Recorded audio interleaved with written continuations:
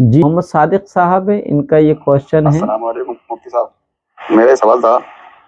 کہ رات کو سوتے وقت اکثر دیکھتے ہیں لوگ پڑھتے ہیں جس کو جو یاد ہے قرآن کی آیتیں ہیں، آیت الکرسی، درود شریف، کل تو پڑھ کے ہم نے دیکھا ہے لوگ پڑھ کے اپنے ہاتھوں دم کر کے تالی بجا دیتے ہیں، تالی، یا کچھ لوگ انگلی سے اشارہ کر کے، تو اس کا یہ کرنا سنت عمل ہے کیا حضرت؟ اس سے جو ہے چور چکوں اور یہ اللہ بلاؤں سے گھر محفوظ رہتا ہے،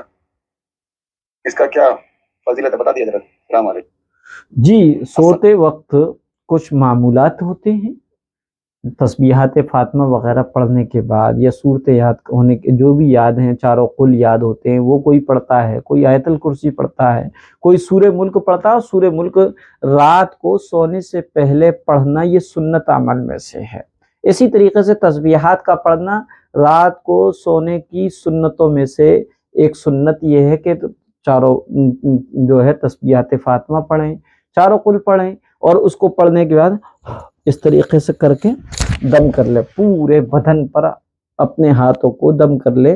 تبرک بالقرآن، قرآن کے ذریعے سے برکت حاصل کرو، لہذا اس طریقے سے عمل کر سکتے ہیں، جائز اور درست ہے۔ لیکن دوسرا طریقہ، گھر میں رات کو لاک لگایا جاتا ہے مین گیٹ پر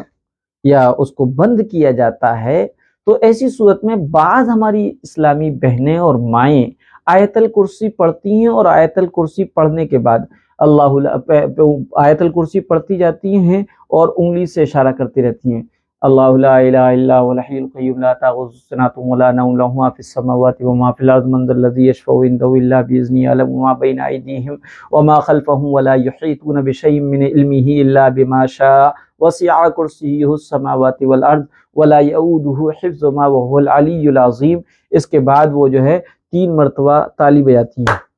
اس طریقے سے 3 مرتبہ تالی بجاتی ہیں، اور اس کے پیچھے ان کا یہ خیال ہوتا ہے کہ جہاں تک تالی کی آواز پہنچے گی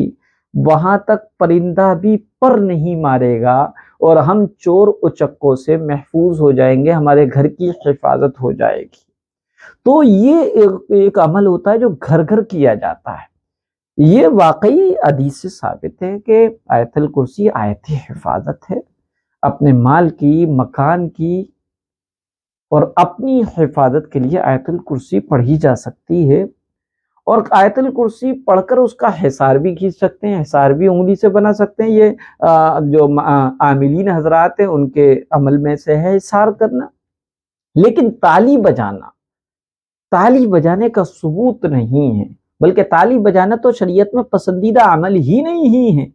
تو تالی بجانا، کلیپنگ کرنا، اور یہ سمجھنا کہ جہاں تک تالی کی آواز جائے گی وہاں پرندہ بھی پر نہیں مارے گا، چور و چکے تو بہت دور کی بات ہے۔ نہیں، آپ نے آیت الکرسی پڑھ لی، آپ کے مکان کی حفاظت، آپ کے دولت اور چیزوں کی حفاظت اللہ نے فرشتوں کے ذریعے سے شروع فرما دی۔ یہ جو عقیدہ بنا رکھا ہے کہ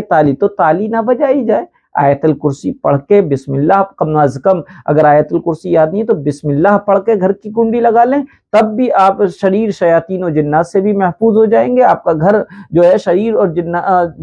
جنات اور شیاطین کے انٹر کرنے سے بھی کیا ہے بچ جائے گا، اور اسی طریقے سے کسی بھی انسانی نقصان سے بھی آپ محفوظ ہو جائیں گے، انسان کی طرف سے پہنچنے والی شرارتوں سے بھی آپ محفوظ ہو جائیں گے۔ لیکن تالی بجانے کا